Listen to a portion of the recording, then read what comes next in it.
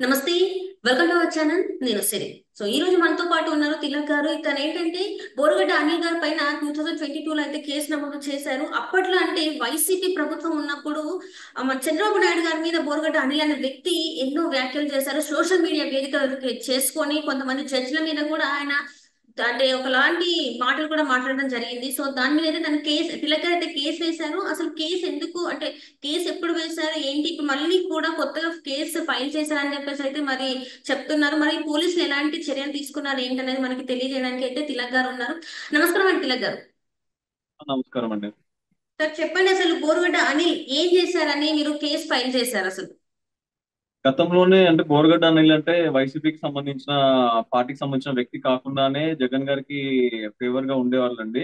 ఆ ఉమ్, గతంలో మీరు చూసుకుంటే బోరగడ్డ అనిల్ వచ్చేసి ఆ చంద్రబాబు నాయుడు గారి పైన కానీ ఆయన కుటుంబ సభ్యుల పైన కానీ టీడీపీ నేతల పైన కానీ ఎన్నో దుర్భాషలు ఆడుతూ చాలా సామాజిక మాధ్యమాల్లో రెచ్చిపోయి మరీ వీడియోస్ పెట్టేవాళ్ళు. ఉమ్, గతంలో 2022లో ఇదే బోరగడ్డ అనిల్ పైన కర్నూలు మూడో పట్టణ పోలీస్ స్టేషన్ లో మేము అప్పుడు ఫిర్యాదు అయితే చేయడం జరిగింది. బట్ అప్పట్లో అయితే మూడోపట్నం పోలీస్ స్టేషన్ వాళ్ళు ఫిర్యాదు తీసుకున్నారు కానీ ఎటువంటి కేసులు అయితే నమోదు చేయలేదండి. ఉమ్, రీసెంట్ గా కూడా ఇదే బోరుగడ్డ అనిల్ తెలుగుదేశం పార్టీ ప్రభుత్వం వచ్చిన తర్వాత కూడా ఎన్నో అనుచిత వ్యాఖ్యలు అయితే తెలుగుదేశం పార్టీ నాయకుల పైన కానీ ముఖ్యంగా ఆ, ప్రస్తుతం గౌరవ ముఖ్యమంత్రి వర్యులు చంద్రబాబు నాయుడు గారి పైన కానీ అలానే వారి కుటుంబ సభ్యుల పైన కానీ అలానే మరి హైకోర్టు జడ్జిలను దూషిస్తూ కూడా చాలా పోస్టులు అయితే సోషల్ మీడియా మాధ్యమాల్లో పెట్టాడు. సో ఇదే బోరుగడ్డ అనిల్ పైన గత వారంలో మేము మూడోపట్నం పోలీస్ స్టేషన్ లో అయితే ఫిర్యాదు చేసిన వెంటనే మూడోపట్నం పోలీస్ స్టేషన్ వాళ్ళు వచ్చేసి IPC section 352 353 BNS act ITI కింద అయితే కేసు నమోదు చేయడం అయితే జరిగిందండి ఇదే బోరుగడ్డ అనిల్ పైన. ఉమ్. అంటే ఇలాంటి అంటే ఇప్పుడు ఇప్పుడు చూస్తుంటే ఆయన పరారీలో ఉన్నట్టు కూడా మరి వార్తలు వస్తున్నాయి. మీ పెట్టిన కేసులోనే తను పరారీలో ఉన్నారా? అంటే ఈ కేసు కి సంబంధించి కానీ దీనికన్నా ముందు నుంచే బోరుగడ్డ అనిల్ అయితే ఆయన గుంటూరులో తన నివాసంలో కూడా అందుబాటులో లేరు అనే విషయం అయితే మాకు స్పష్టంగా తెలుస్తా ఉంది. ఎందుకంటే ప్రభుత్వం ఫామ్ అయిన తర్వాత ఆయన మాట్లాడిన మాటలు ఎంత తప్పు ఆయన చేశాడు అనేది అయితే ఆయనలో భయం అయితే చాలా ఉండిందనమాట. ప్రస్తుతం ఉమ్, మనం కేసు ఫైల్ చేసిన తర్వాత అయితే ఇదే బోరుగడ్డ అనిల్ ఆ గుంటూరుని వదిలేసి ఏదైతే ఒక మాజీ మంత్రికి సంబంధించిన వైఎస్ఆర్సీపీ మంత్రికి సంబంధించిన క్యాసినోస్ లో గోవాలో ఆ ప్రదేశాల్లో ఉంటున్నారు. ఆంధ్రప్రదేశ్ లో అయితే ప్రస్తుతం లేరు అని చెప్పేసి మనకు ఇన్ఫర్మేషన్ అయితే ఉందండి. సో ఆయన ఉమ్. అందుబాటులోకి ఒకవేళ వచ్చినా ఏదైనా సిగ్నల్ ట్రేస్ చేసినా తప్పకుండా అయితే మూడోపట్నం పోలీస్ స్టేషన్ వాళ్ళైతే పోలీస్ డిపార్ట్మెంట్ వాళ్ళు అయితే బోరగడ్డ అనిల్ కర్నూలు తీసుకొచ్చే సందర్భం అయితే చాలా మనకు ఫేవర్ గానే ఉంది. ఉమ్. అంటే ఇప్పుడు బొరుగుడు అనిల్ గారు మీరు చెప్పినట్టు చాలా అంటే ప్రజెంట్ ముఖ్యమంత్రి చంద్రబాబు నాయుడు గారిని అప్పట్లో చాలా వరకు దూషించారని చెప్పేసి మాట్లాడుతున్నారు. అయితే ఇప్పుడు తన వెనకాల ఎవరైనా పెద్ద తలకాయ ఉండి అలాంటి పనులు చేపించండి అంటారా, లేకపోతే తను కావాలని ఇలాంటి మాటలు మాట్లాడి ఉంటారంటారా? మరి ఎవరైనా పెద్ద వాళ్ళు ఉండి ఆయన నడిపించారని మీరు ఏమైనా నమ్ముతున్నారా? 100% అండి. ఎందుకంటే బోరుగడ్డ అనిల్ అనే వ్యక్తి ఎటువంటి పార్టీకి సంబంధించిన వ్యక్తి అయితే కాదు. ఓన్లీ ఉమ్, వైఎస్ఆర్ సిపికి మాత్రమే ఫేవర్ గా ఉండే పర్సన్ అనమాట.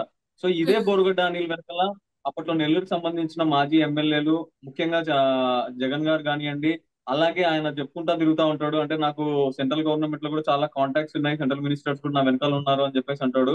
ఒక నేను ఒక ఎస్సీ నేతను, నా వెనకాల సెంట్రల్ మినిస్టర్స్ ఉన్నారు అనేది ఆయనే స్వయంగా చాలా ఇంటర్వ్యూస్ లో కూడా చెప్పడం జరిగిందని అది ఎంత మాత్రం నిజమో మనకు తెలియదు. కానీ కంపల్సరిగా పక్కా అయితే ఇదే బోరుగడ్డ అనిల్ వెనకాల మాత్రం వైఎస్ఆర్సీపీకి సంబంధించిన మాజీ ఎమ్మెల్యేలు మాజీ మంత్రులు ముఖ్యంగా జగన్మోహన్ రెడ్డి గారి హస్తం అయితే 100% ఉందండి. ఎందుకంటే ఒక సామాన్య వ్యక్తి అర్ధ గంట టైం ఇస్తే చాలు నేను షెట్ వేసుకొని వచ్చే లోపల చంద్రబాబు నాయుడు గారిని చంపేస్తాను అనే ధైర్యంగా వ్యాఖ్యలు చేయడం అంటే అంత సామాన్య విషయం అయితే కాదు. తప్పకుండా జగన్మోహన్ రెడ్డి ప్రేరేపిస్తా ఉంటాడు ఇట్లాంటి వాళ్ళని.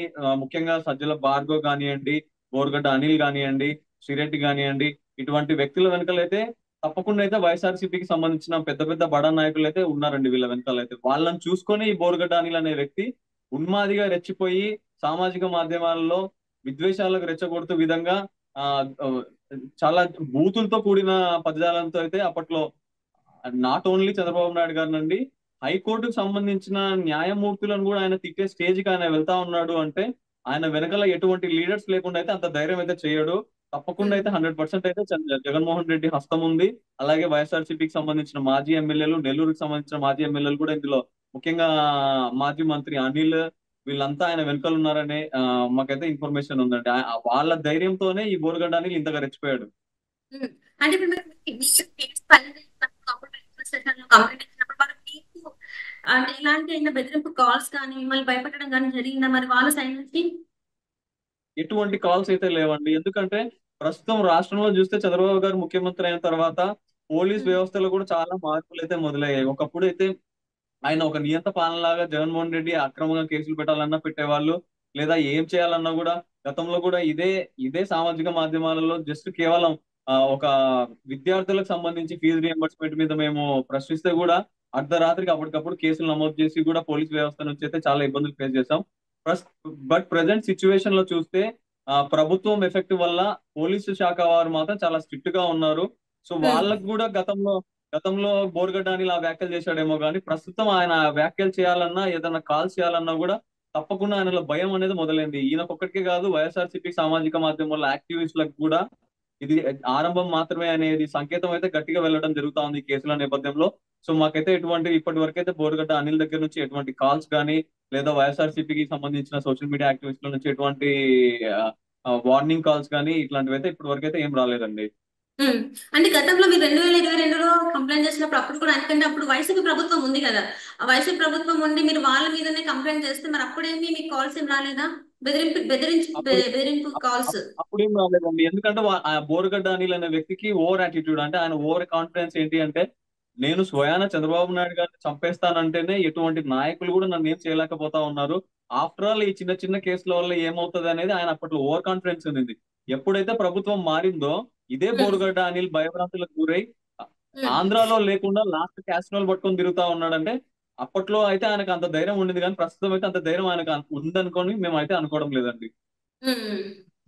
అని ఇప్పటి వరకు చూస్తే మరి పోలీసులు ఏమంటున్నారు మరి ఇతన్ని బోరుగొడ్డ అనిల్ని ఆ పట్టుకునే ప్రయత్నాలు చేస్తున్నారా ఏంటి అసలు మీకేం చెప్పారు? ఈయనని పట్టుకునే ప్రయత్నం చేస్తామన్నారా లేకపోతే ఏంటి? ఎందుకంటే మనకి ఆయన అదృష్టం అంటే ఎక్కడ కూడా లేరు, మీకు దరిదాపుల్లో ఎక్కడ కూడా లేరు, మీరు పార్టీ మారిన వెంటనే తను కనుమరుగయ్యారని చెప్తున్నారు.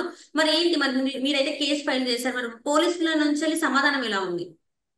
కర్నూలు పోలీస్ వాళ్ళని సంప్రదిస్తే మాత్రం ఇదే బోరుగడ్డ అనిల్ ఆయన నివాసంలో ఉండట్లేదు, లేదా మేము అంతా ఎంక్వైరీ విచారణ చేస్తా ఉన్నాము, రాష్ట్రంలో కూడా హైదరాబాద్ కానీ ఎక్కడైనా ఉన్నట్టు డౌట్ అయితే ఉంది అన్నారు. కానీ వాళ్ళు బ్రీఫ్ ఎంక్వైరీ చేస్తా ఉంటే మాత్రం బోరుగడ్డ అనిల్ అయితే కంప్లీట్ గా అబ్స్కాండ్ లో ఉన్నారండి. సో మాకున్న సోర్సెస్ ప్రకారం మేమైతే ఇన్వెస్టిగేషన్ చేస్తా ఉన్నాము. త్వరలోనే ఉమ్. బోరుగడ్డ అనిల్ని కర్నూలుకి తీసుకొచ్చి మూడోపట్నం పోలీస్ స్టేషన్ లో అయితే విచారణ చేస్తామనే భరోసాను అయితే మూడోపట్నం పోలీస్ స్టేషన్ వాళ్ళు అయితే మనకి ఇవ్వడం జరుగుతా ఉందండి ప్రజెంట్ అయితే. ఉమ్. అంటే వాళ్ళు అనిల్ గారి కుటుంబ సభ్యుల్ని మీరు ఎవరైనా కలవడం జరిగిందా, మరి వాళ్ళని అడగడం జరిగిందా, ఎక్కడ ఉన్నారు ఏంటని తెలుసుకున్న ప్రయత్నం ఏమైనా చేశారా? మేము కంప్లైంట్ ఇచ్చిన దాని తర్వాత కూడా పర్సనల్ గా తెలుగుదేశం పార్టీ తరఫున కూడా ఉమ్. ఎక్కడున్నాడు అనిల్ అనేది కూడా మేము ట్రై చేస్తా ఉన్నాము.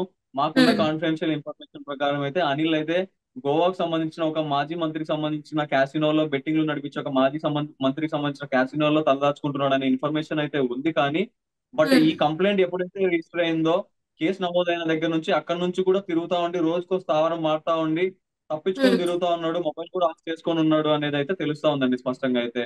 పోలీస్ శాఖ ఉమ్. వాళ్ళు కూడా ఎలాగో కేసు నమోదైంది కాబట్టి 41A నోటీస్ సర్వ్ చేయాలన్నా మాకైతే అందుబాటులో రావాలి, ఎందుకంటే కేసు నమోదు చేశారు కాబట్టి దర్యాప్తు చేస్తా ఉన్నాము. With in um. 10 to 15 days లో అనిల్ ఎక్కడున్నా కూడా తప్పకైతే మూడోపట్నం పోలీస్ స్టేషన్ కి అయితే తీసుకొస్తామని చెప్పేసి మూడోపట్నం సిఐ గారు కూడా మాకైతే తెలియజేయడం జరుగుతా ఉందండి ప్రజెంట్ అయితే. రైట్ అండి.